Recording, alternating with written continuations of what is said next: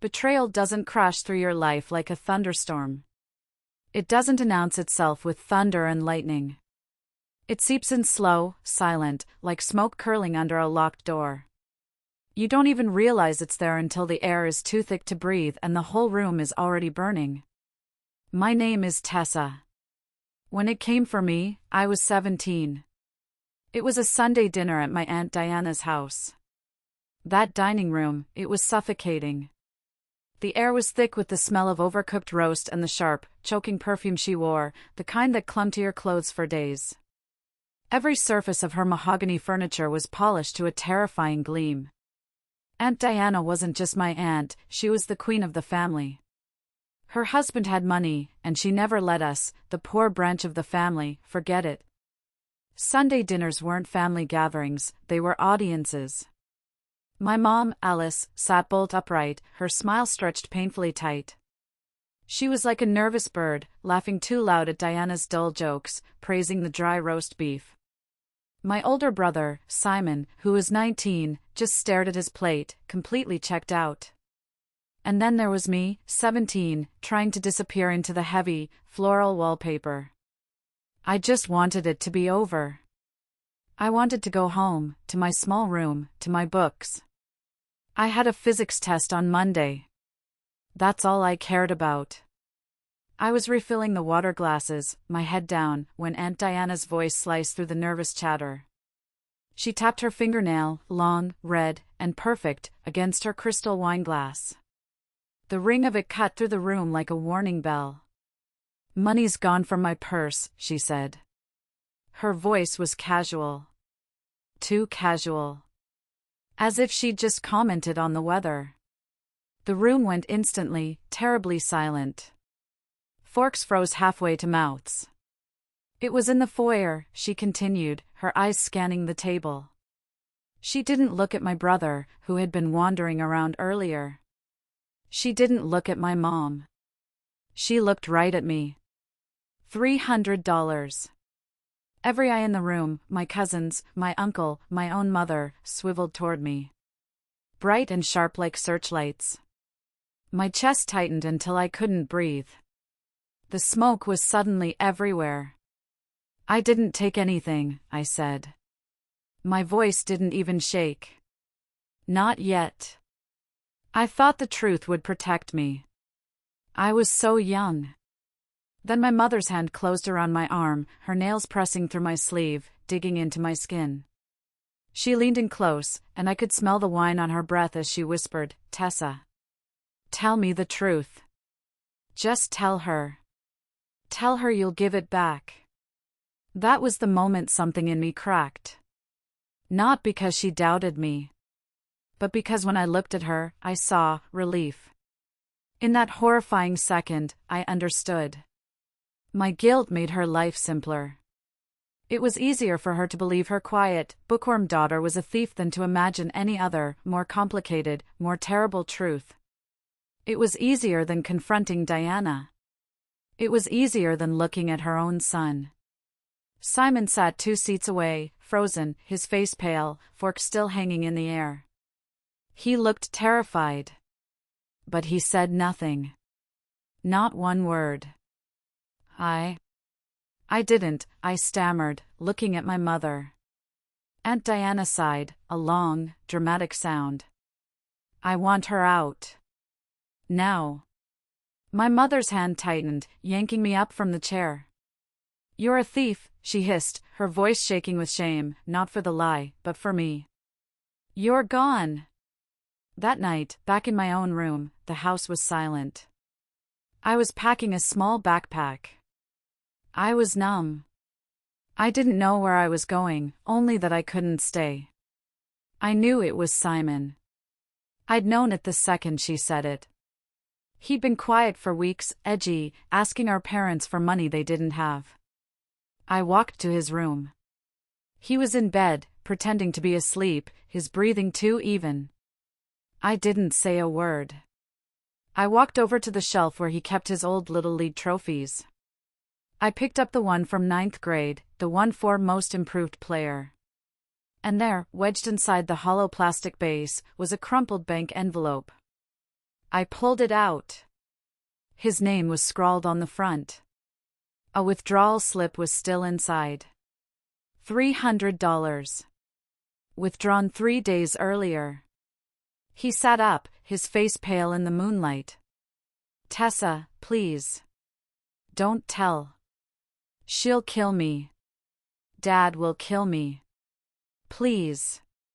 He was crying, fat, silent tears. I looked at this boy, my brother, who was letting me be thrown out. Who was letting our mother call me a thief. And I didn't tell. Because I thought that's what sisters were supposed to do. Carry the weight, even when it breaks your back. I folded the envelope carefully, tucked it into the pages of my physics textbook, and zipped it into my backpack. Before dawn, I was at the bus station. I was 17, homeless, with $86 in my pocket and betrayal burning on my tongue. The bus ticket bought me a one-way ride to a town I'd never heard of, Willow Creek. I stepped off the bus at 4 a.m. The streets were empty, and a cold fog clung low to the ground. The only light came from a small shop on the corner. The sign was old, painted wood, Arthur's Hearth and Coffee.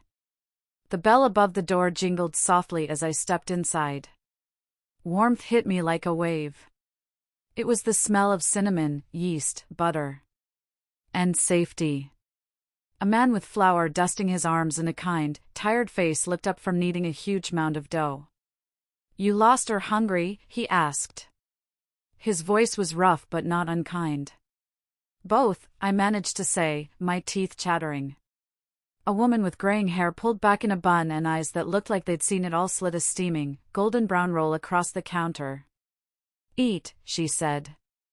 Her name, I'd learn, was Martha. I ate it in 3 bites. It was the best thing I'd ever tasted. When I finished, she pointed to a mop and bucket in the corner. Then mop. We open in 2 hours. That was my job interview. That was the start of everything.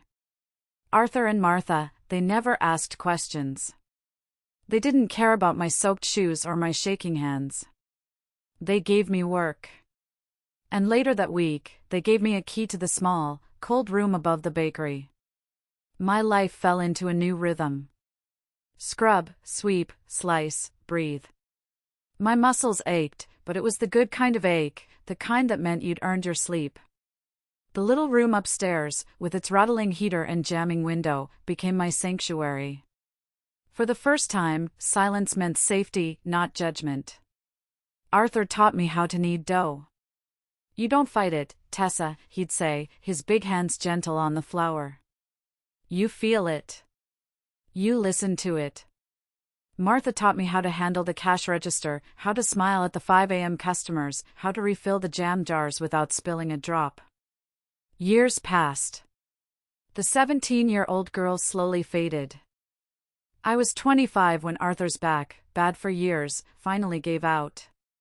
He couldn't bend over the low desk in the office anymore. Tessa, he said one evening, his face tight with pain. Can you handle the books this week? So I did. I started handling the invoices from the flour mills. The payroll for our one other employee.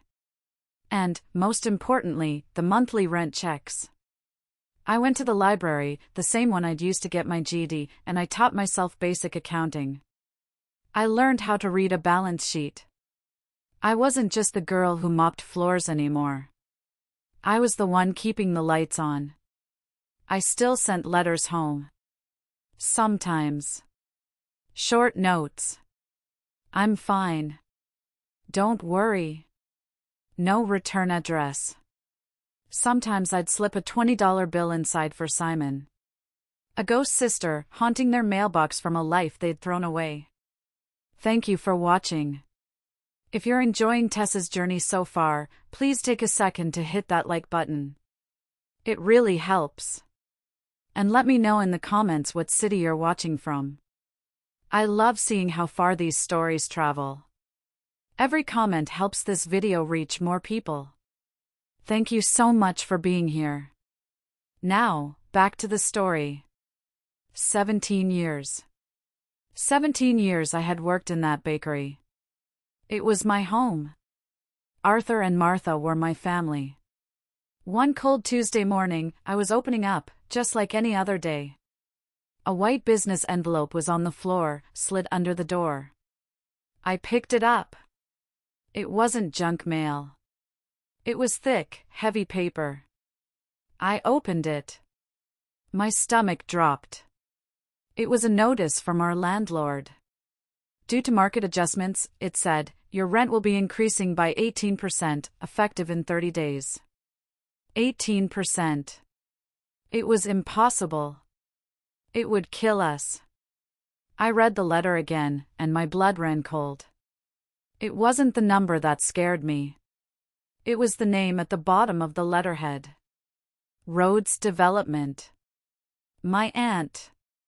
Diana. My hands started to shake. This wasn't random. After 17 years, she'd found me. This wasn't a market adjustment. It was an execution. The smoke was back. The same family that had thrown me out was now trying to take my new home, my real home, all over again. When Arthur and Martha came in, I showed them. Martha's hand flew to her mouth. Arthur just sat down, heavily. We'll figure it out, Tessa, Martha said, but her voice trembled. I looked at their faces, lined with age and worry, and something inside me, something that had been dormant for 17 years, hardened into steel. Yes, I said. We will.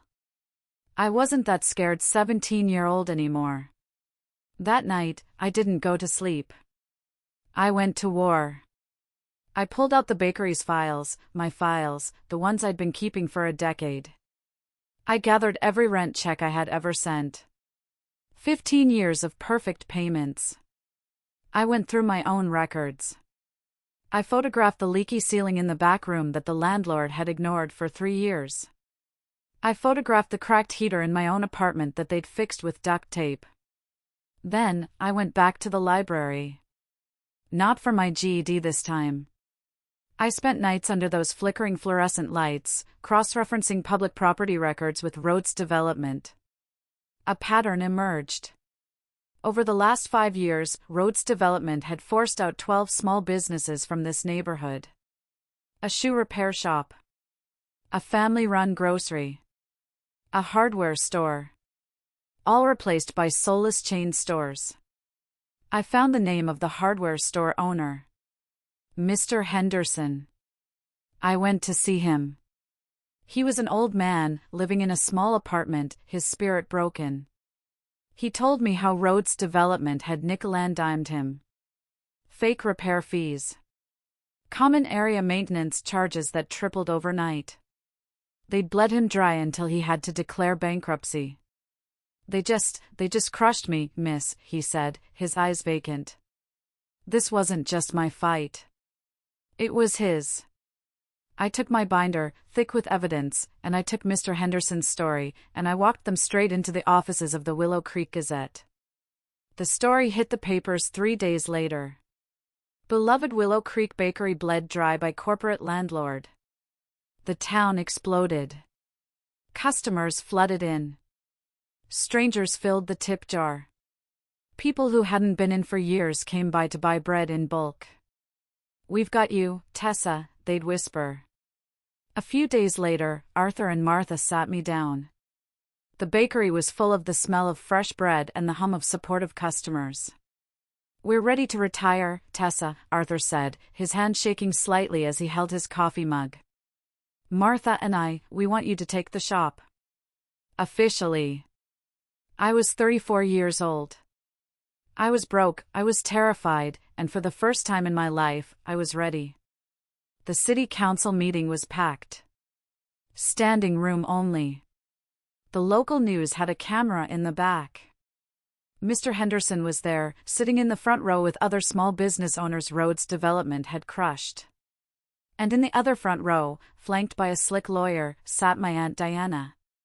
She was flawless as ever, in a sharp blue suit, tapping her long, red nails on her leather portfolio. Bored. She didn't recognize me. To her, I was just some baker. Some bug to be squashed. When my name was called, I walked to the podium. My folder felt like it weighed 100 pounds. My voice shook, but my words didn't. I started with the business. Members of the council, I'm here to contest the rent increase imposed by Rhodes Development. I laid out the facts. The 15 years of perfect payments. I showed them the photos of the ignored repairs, the leaking roof, the cracked windows. Then, I put up the timeline of the 12 businesses she had forced out. I named them. I named Mr. Henderson. This isn't a market adjustment, I said, my voice getting stronger. This is a pattern of predatory behavior designed to bleed small businesses dry to make room for corporate chains. The room murmured. Diana shifted, whispering to her lawyer. She wasn't bored anymore. But, I said, taking a deep breath. There's something else you should know about this landlord. About her character. I clicked to the next slide. It was a photo. Not of a leaky pipe. It was a photo of Diana's dining room. The one I'd found on her company's About Us page. Diana's face went pale. 17 years ago, I said, my voice echoing in the silent room, Diana Rhodes accused me of stealing $300 at a family dinner. I was 17. Her nephew, my brother Simon, actually took it. But she chose to believe I was guilty. She had my own family throw me out. The room gasped. Diana's lawyer was on his feet, shouting irrelevant. Objection. And I have proof, I said, my voice rising above him. I reached into my folder and pulled out a small, yellowed, plastic-protected square. The bank envelope. I placed it on the overhead projector. Simon's name was still visible. She exiled me that night. I ended up here, at Arthur's Bakery, homeless, with nowhere else to go. Arthur and Martha saved my life. My voice broke, but I pushed through. And now, 17 years later, she is trying to destroy the only home I've ever known. This isn't about rent. This is about accountability. She's been stealing livelihoods, community spaces, and futures. And I am not letting her steal anything else. I stepped back. The room was dead silent.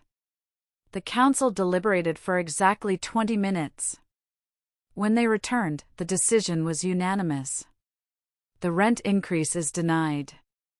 The room erupted in applause. Furthermore, the council chair said, we are opening a formal investigation into Rhodes Development for predatory practices. As people cheered, I watched Diana. She stood up, her face a mask of fury. She moved toward the exit, but her eyes found mine. Now she recognized me. She stopped. Recognition flickered, replaced by pure hatred. You, she whispered, so low only I could hear. Me, I said. The thief you exiled. Her mouth opened, then closed. She left without another word. The local reporter was on me in a second. The story ran on the front page. The state attorney general announced their own investigation. Rhodes Development was hit with massive fines and forced restitution. Diana was forced to step down as CEO. Her reputation, built on fake philanthropy, was in ruins. 2 months later, the bakery bell rang. I looked up from the counter. Simon stood in the doorway. He was older, thinner, but he had the same eyes that had begged me to stay silent 17 years ago. He just stood there, shifting, his gaze sweeping the bakery like he wasn't sure he was allowed inside. I heard what you did, he said, his voice cracking. At the hearing. You told the truth. About me. I just waited. Wiping down the counter. I'm sorry, Tessa, he whispered, and this time, the tears were real. For everything. For letting you take the blame. For never speaking up. They were the words I had craved for 17 years. The words I thought I needed to heal. And as I heard them, I realized I didn't need them anymore. But he did. I went to the bread rack, pulled a fresh roll, and slid it across the counter, just like Martha had done for me. "Eat," I said. He stared at it, confused. Then I pointed to the mop in the corner. "Then mop." His laugh cracked into a sob. "What? You want forgiveness, Simon? Earn it." My voice was quiet, but it was harder than steel. "You work here. Every Saturday. 5 a.m. For 1 year. You will face the people in this town. You will learn what accountability looks like." He nodded, unable to speak, tears streaming down his face. "I will," he whispered. "I promise." He showed up that Saturday. 5 a.m. Martha handed him a mop without a word. He worked every Saturday for a year. And slowly, painfully, he became someone worth forgiving. Diana never apologized. But her company crumbled. And me? I'm still here. Arthur and Deborah officially transferred ownership. We renamed the shop Arthur and Company. Honoring them. Honoring the community that saved me. My name is on the lease now. My hands are still dusted with flour. Some nights, I lock up late. The street is empty. The smell of bread is thick in the air. I lean against the counter, and I think about that 17-year-old girl who left her home with $86 and a stolen envelope. She thought she was running away. She didn't know she was running toward everything that mattered. Family isn't blood. Sometimes, family is the people who hand you a roll at 4 a.m. and say, "Eat." Then mop. Living well isn't just the best revenge. Sometimes, telling the truth, out loud, in public, that's justice. Now, I have to ask you guys, and I want your honest opinion. Did I go too far by exposing Diana's personal lie in a public, professional business meeting? Or did she get exactly what she deserved? And should I have forgiven Simon without conditions? Drop your opinion in the comments below. If this story moved you, please hit that like button and subscribe to the channel for more stories about people who turned betrayal into justice. Thanks for watching. I'll see you in the next one.